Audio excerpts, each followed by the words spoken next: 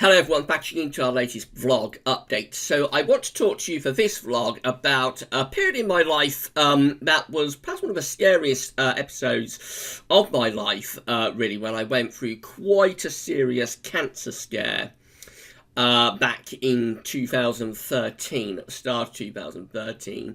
Now, it was in the very earliest days of Gaz Weathers. In fact, I was doing videos on this channel, but I'm now vlogging on. So I'm doing the weather videos on the Gavin Parks channel there, but I hadn't got the website. But it was in the very, very earliest days of the website. And not all that many people knew what was going on with me. But it was apparent, I know people were aware that something was going on. I never really went into a huge amount of detail about what happened, but I thought for this vlog update I would actually go into the detail of what happened back in 2013 and the pretty scary time I had during the opening months of 2013. Of course, you remember that it was a very wintry sort of winter, so there was a lot going on weather-wise, but I also had some personal things going on that I did tell people that this was happening to some degree, so I had to go off and have an operation, actually. A very minor one. So everybody knew about that, but I never really went into details about what was going on and what had happened. So I thought for this vlog update, I'll probably explain a little bit about what happened during this very, very scary time in my life. And also maybe, people find this video, might sort of get involved with the YouTube search. So some people who are in a similar situation, for example, might be able to get a little bit of information from this video as well, and some useful information. So anyway, I'll talk about that in a moment. Just say that if you are enjoying the videos, then please like, share and subscribe, and let us know in the comments what you think. Maybe you've had a similar situation to what I had. So for a few years, I think it's from around 2009, maybe 2010, probably just after I turned 30, I started getting like a translucent white film appearing on my tongue, on the right hand side of my tongue. And initially it was just like a very, very translucent film, and you could barely make it out. But over time, as the years went by, as 2009 went to 2010, and then 2010 went to 2011, 2011 went to 2012, this white film got thicker and thicker and thicker until it became a very thickened white patch, kind of like a white sore, if you like. And it's sort of on the right hand side, which I don't want to open my mouth and show you my tongue, really. But if you can imagine, like some way towards about where the side of the tongue would be next to the wisdom teeth. So just there, that's where this very, very thickened white patch was. Now, the dentist was keeping an eye on it, so I was having my regular 6-monthly dental checks, and it very closely aligned to the wisdom teeth. My bottom jaw is kind of shaped so that the tongue rubs along the back of the wisdom teeth. So because I don't smoke, and of course for oral problems, the number one issue is smoking, followed by excessive drinking, and I don't do that either. So because of this, I was never really regarded as being in a high risk category for mouth cancer. But the dentist was keeping an eye on it as I went for my 6-monthly checks. I would regularly be asked, "You don't smoke, do you?" And I would say, "No, I don't smoke." And we go through the questions all the time. But this patch just didn't go away. It just remained for quite a while. It didn't really change. But eventually, when I went for just a routine dental check in January, it was January 2013. I went for just a routine dental check, so wasn't expecting anything out of the ordinary. But the dentist noticed that another tiny little white spot had appeared, sort of some way towards the front right-hand side of the tongue. So the original patch was quite a long way back, rubbing against wisdom teeth on that sort of level. But another spot sort of come a little away from the main sort of lesion, I suppose. And at that point, the dentist sort of said, right, we can't let this go on any longer, so I'm going to have to refer you to hospital. And so I was referred to Northampton General Hospital, my local hospital, and the maxillofacial department there. My lovely specialist was Mr. Amorali, and have really fond memories of him. He was a really, really lovely man.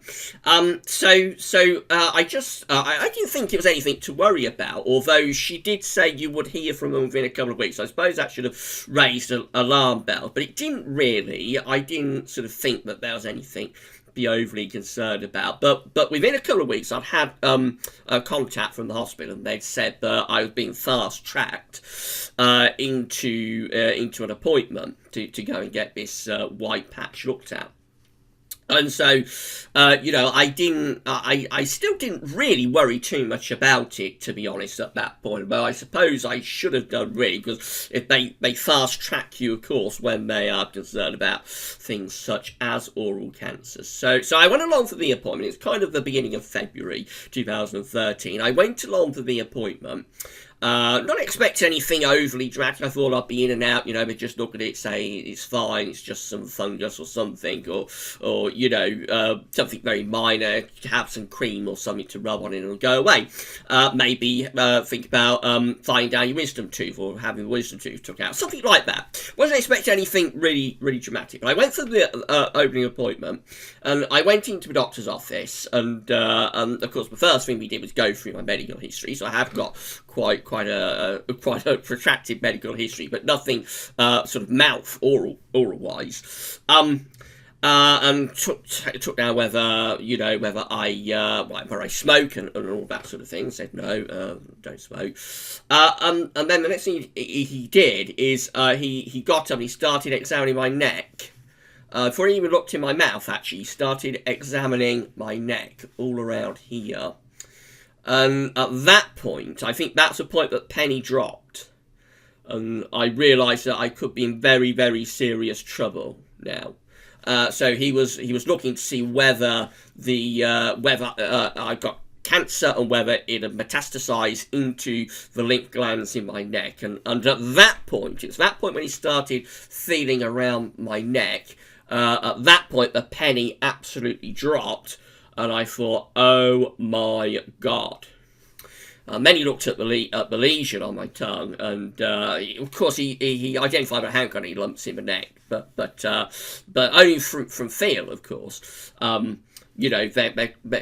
I got cancer, I might have had metastasis to the neck. Lymph nodes in my neck that hadn't yet started to appear as lumps. But he did that, and then he examined the tongue. He said, this doesn't look very good at all. He said, we're going to have to do a biopsy. We're going to have to do a biopsy very, very quickly.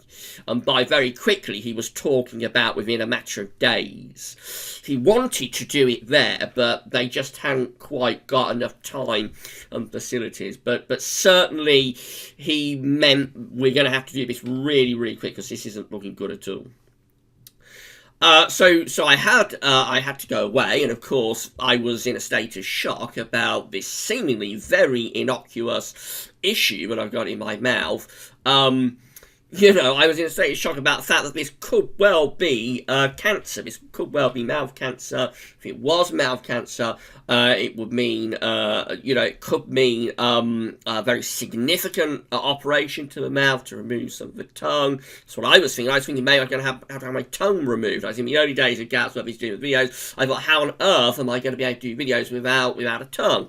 So I was thinking worst case scenario as you do in these situations, and of course you can have to have radiation, and you can have radiotherapy to the head and neck. Then you have to be fitted into a mask and sort of strapped down to the bed and whatnot, maybe chemotherapy, so I was really, really thinking worst case scenario now. After going in there thinking that I was just going to be sent on my way, I came out thinking that I was probably, virtually on my last legs, sort of thing.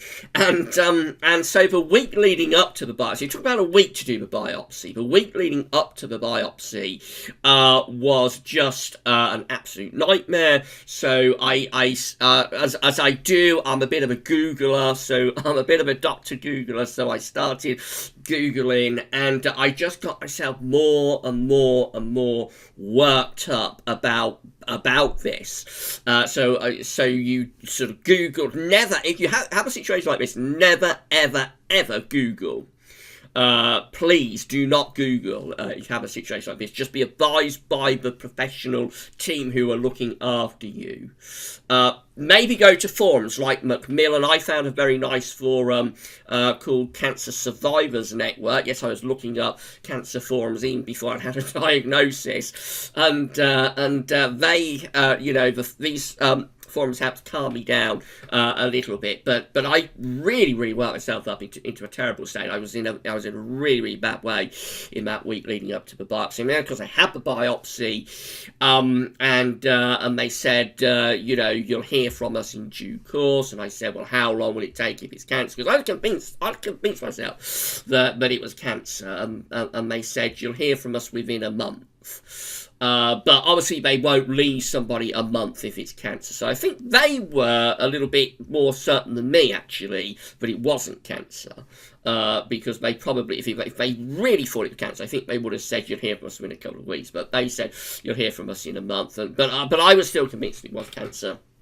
And so the next sort of few days, they were a living hell as well every time, because you're never sure how they'll contact you, of course, if you have got cancer. You don't know whether you will get a phone call, you don't know whether you get a letter, but would they really send a letter when you've got cancer? It's rather impersonal. Maybe you get a call from a doctor saying you've got to go in. You just don't really know unless you've been in the situation. So every time the phone rang, I was just a complete wreck. I'd be jumping out of a chair thinking, this is it, they're ringing to tell me that I've got cancer. But as the days went by, of course, I didn't hear anything. So 5 days went by, I didn't hear anything. A week went by and I didn't hear anything. 2 weeks went by and I didn't hear anything. And then eventually what happened is that a letter dropped through the door that was going to be sent to the dentist as well, and I think to my GP. But it was definitely going to be sent to the dentist, and it's sort of my copy of it. And then, it was only then that I realised that this isn't cancer. What it actually was a condition called leukoplakia, along with moderate dysplasia. So I'll give you the full definition of leukoplakia as of the World Health Organization. Leukoplakia is a white patch or plaque that cannot be characterized clinically or pathologically as any other disease. So the definition of leukoplakia is through exclusion, really. So there are various things that can cause white patches in the mouth that are named oral lichen planus, for example. That can cause a white patch in the mouth, and there are other things as well. But through exclusion, you eventually arrive at the diagnosis of leukoplakia, which is there's nothing else that can cause this white lesion. And that on its own isn't too bad. So some people can have leukoplakia and it's very benign. It's no problem. The problem with mine was that it had moderate dysplasia. Now, dysplasia is like the cancerous potential within the cells. So dysplasia is classed as mild, moderate, or severe. The further up the scale you go, the worse state the cells are in, if you like, and the more prone they are to potentially becoming cancer. You're not guaranteed, dysplasia isn't guaranteed that you will carry on going through the scale to full malignancy. I did ask Mr. Amirani, my surgeon, about this after he removed the lesion, whether I was definitely on my way to cancer. He said, no, not necessarily. It may have just stayed at moderate dysplasia. It could have regressed. It could have got worse, gone to severe dysplasia, say there, or it could have fully transform to oral cancer. Really, there's absolutely no way of knowing. But certainly there was cancerous potential within the cells of this white lesion, Leukoplakia. And this is kind of what it looked like. So I got this from Google. Now, it wasn't as extensive as this, but you can see that sort of white film there that's going along the side of the tongue. That's kind of like what I had. It wasn't as big as that. It didn't go right from front all the way to back, but it was sort of around here, and another little spot had come there, and that's what alerted the dentist. And this has been going on for quite some time. But look how similar that is to mouth cancer. Again, I got this from Google. This is how mouth cancer. This is a mouth cancer, and so you can see that it's very, very similar in appearance. Actually, that looks worse, doesn't it? But that is like that's just like Leukoplakia. But this is an actual mouth cancer in somebody's mouth. But they do look very similar on appearance, and so the upshot is that if you should ever have any sort of white patch or sore in the mouth that does not clear within like a couple of weeks, maybe a month, if it's there and it doesn't get better on its own, you must see a medical professional. Now, of course, if you are high risk, then that does raise alarm bells. So if you are a smoker and you get a white patch in the mouth, then they'll be on that very quickly. But in my case, there wasn't really anything that placed me in a high-risk category, to be honest. So it is still quite a surprise about why I had this lesion. Again, all I can think is that it rubbed along the back of my wisdom teeth. And that will cause a white patch. But why it carried on transforming from there through to dysplasia is an unknown to me, and I'm not sure why that happened. But please, anybody who's watching this and they have got a white patch or sore in their mouth, you must get it checked very quickly by a medical professional if it does not heal up. 9 times out of 10, it's going to be completely benign. It's very rare that they do biopsies on Leukoplakia and it comes back as dysplasia, never mind cancer. But there is the potential that a white sore or patch in the mouth could be cancer, or it could be pre-cancerous. You can also get a referral, which is kind of like a red patch or film on the tongue or sore, and the prognosis of that is even a little bit worse. That's more likely to be cancer. So yeah, I eventually went into hospital because I had to have this removed, as it was more than just a white patch. It had actually got cancer potential. I had to go in and I had laser surgery on this white patch. It was the 30th of April 2013, the last day of April 2013. I had to have a full anaesthetic because it's very, very close to my saliva gland. There was a potential with this operation that it might damage my saliva gland altogether. And I would have a working saliva gland on that side of my throat. So I had to sort of give me a full anaesthetic. And then they removed it with laser ablation, what they call laser ablation. And they lasered the patch and took it away. And so I woke up and I was taken back to the ward. And to be honest, a lot of people think this would be a very, very painful operation. But I didn't find it overly painful, really, when I was back on the ward. I was constantly being asked, do you want painkillers, do you want pain relief? I'd say no, it's not too bad, it's perfectly manageable, thank you very much. And I was kept in overnight. Again, I still didn't need any pain relief. When I was in a bit of shock, I might have been in shock after the operation, actually. But the next day I was allowed home. And so what happened after that is that where they lasered it kind of formed a large blister, turned into a large blister on the side of my tongue. And actually the pain got worse over the following week. So after the operation, I didn't find the pain too bad, but as the week went along, pain did get worse, and I was unable to eat really for about 3-4 days, but I still managed to do a few weather videos. Actually, if you go back far enough on the channel to like the beginning of May 2013, you'll hear me attempting to do weather videos. I'm sort of talking a little bit like that, I can't get words out quite right, and that's the reason why, because I had this operation, I got this large blister on the side of my tongue. But eventually the biopsy report came, because everything that's taken away is still biopsied. There was still the possibility that, although the biopsy hadn't shown any cancerous cells, there was still the possibility that as they took the whole lesion away, because the biopsy only takes a little bit,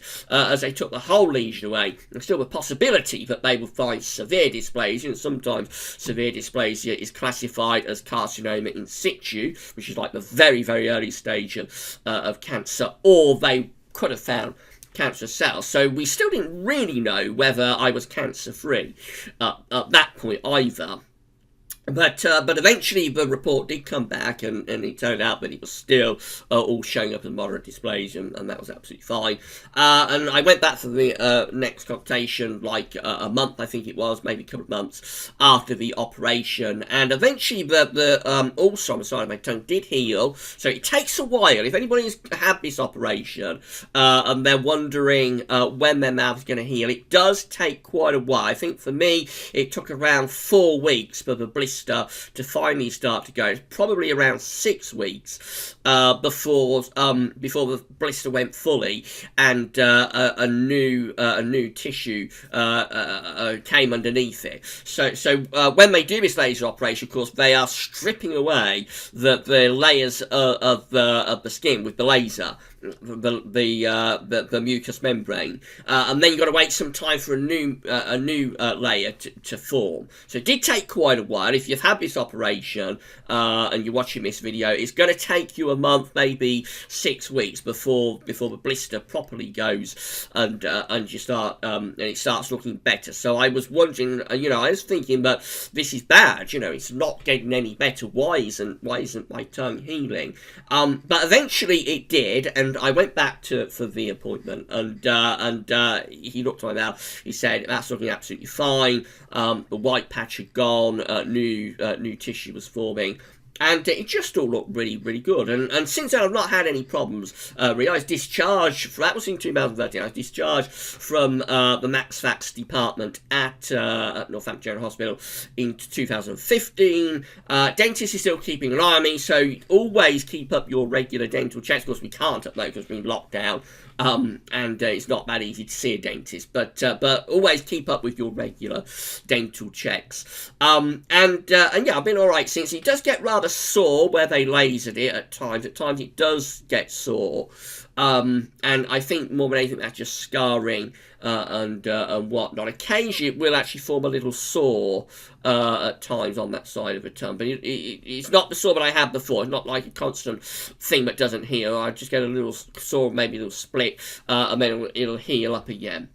But that's my story really for my cancer scare that occurred in 2013, and I've talked for a very long time with this, so sorry about that. I wanted to try and keep this at around 10 to 15 minutes, but yeah, I wanted to give my story and to raise a bit of awareness about this, and tell people what happened, because I was in the early days of Gazreth. I was doing the videos, I got the website, although the audience was very small then because I was just starting off. I'm sure some of the people who have been with me right from the very beginning will remember that episode. I looked really, really bad for a while during late January, February time in 2013 when I thought I thought I'd had it, really, and I just absolutely went to pieces, and people could tell. I had people asking me what's wrong, who were watching the videos. They could tell that I wasn't right. And I did go into a little bit of information. I've never really talked about this period of my life. So I thought for this vlog, let's go through it and let's try and raise a bit of awareness. Most importantly, if you have any white patches anywhere in the mouth, but especially side of the tongue, floor of the mouth, and on the cheeks, inside of the cheeks. These are high-risk areas. Side, bottom of the tongue, floor of the mouth, and on the cheeks. These are high-risk areas for oral cancer. If you have a white or a red patch in any of that part of the mouth, you must see a medical professional very, very quickly. Dentists are more informed than GPs about this, so your dentist is the first place to go, and a referral, a very quick referral to a maxillofacial department is essential. If you have this, but you don't drink excessively and you don't smoke, it does not mean that you can't get mouth cancer. So they do primarily, mouth cancer does primarily get trigger risk factors for mouth cancer: smoking, very heavy drinking, betel nut chewing. But it is by no means, it's by no means certain that if you aren't in a high-risk category through smoking, for example, it's by no means a guarantee that you won't or you can't get cancer. Because I know from the forums that I went to that a lot of people have no history of smoking, excessive drinking, betel nut chewing. I know from the people that I have talked to online that this can happen without being in a high-risk category, and you might come across a dentist who says you're not high risk, so I'm not referring you. You might come across a GP says you're not high risk, I'm not referring you. But if you have any unusual lesions within the mucous membranes of the mouth that do not get better, that do not heal, you do need a referral, even if you are not high risk because you don't smoke and whatnot. So I hope that comes across to anybody that's watching this video and find this video at any point in the future. If just because you don't smoke, not excessive drinking, and also you don't chew betel nut, does not mean that you can't get mouth cancer. And you do need a referral. On the other side of the coin, though, don't think that you definitely do have mouth cancer. As some very wise people on a forum told me once, it's not cancer until a doctor says it is. So just because you've got this patch does not mean it's cancer, but it does need investigating. You do need biopsy. You do need a specialist to look at it.